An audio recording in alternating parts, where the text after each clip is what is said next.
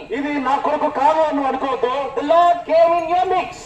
దేవుడు ఇది ఈ సమయంలో నీ మధ్యకు వచ్చి ఉంటున్నాడు. He wants you to listen to His holy word. ఈ యొక్క పరిశుద్ధమైనటువంటి మాటను నువ్వు వినాలని దేవుడు He loves you so much. దేవుడు నేను ఎంతగానో ప్రేమిస్తా ఉన్నాడు. Mother and father may not love you that much. ఈ యొక్క తల్లిదండ్రుల బహుశా నిన్ను అంతగా ప్రేమించకపోవచ్చు. Friends may not love you that much. నీ స్నేహితులు అంతగా ప్రేమించకపోవచ్చు. The world's love is deceiving love. ఈ యొక్క లోకమైనటువంటి లోకానికి సంబంధించిన ప్రేమ నిన్ను మోసపరుస్తుంది. There is only one true love, that is the love of God. ఈ యొక్క లోకంలో ఏదైనా ఉంది అనంటే నిజమైనటువంటి ప్రేమ ఏదైనా ఉంది అంటే అది కేవలము దేవుని యొక్క ప్రేమ మాత్రమే. And for God sent His only begotten Son to this world to die on the cross of Calvary.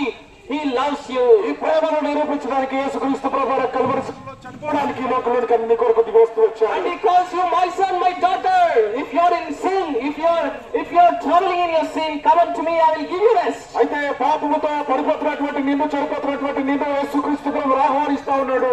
నీ సోదరుడు నా కుమారుడు నా కుమార్తె నా వద్దకు రమ్మని. Dear brother, if you are living in sin, your life is miserable. You cannot attain the eternal peace in your life. అయితే ఈ పాపములో నువ్వు మరణిస్తే ఒకవేళ నువ్వు నిత్య జీవాన్ని నువ్వు స్వతంత్రించుకోలేవు. Henceforth, you must have forgiveness for your sins. నీ పాపములకు క్షమాపణ అనేది ఉండాలి. In this world, you may shed anything. You may shed the blood of bulls and rocks. You may shed the bulls of any animal. They cannot remove your sins. బహుశా నీ పాపాన్ని పరిహరించుకోవడానికి నీ పాపము తీసివేయడానికి ఎట్లొక్క మేకొక రక్తము చిందించినా సరే నీ పాపానికి పరిహారాన్ని నువ్వు పొందుకోలేవు. Remember this word, the holy blood of Lord Jesus Christ will cleanse you from all your dirty sins.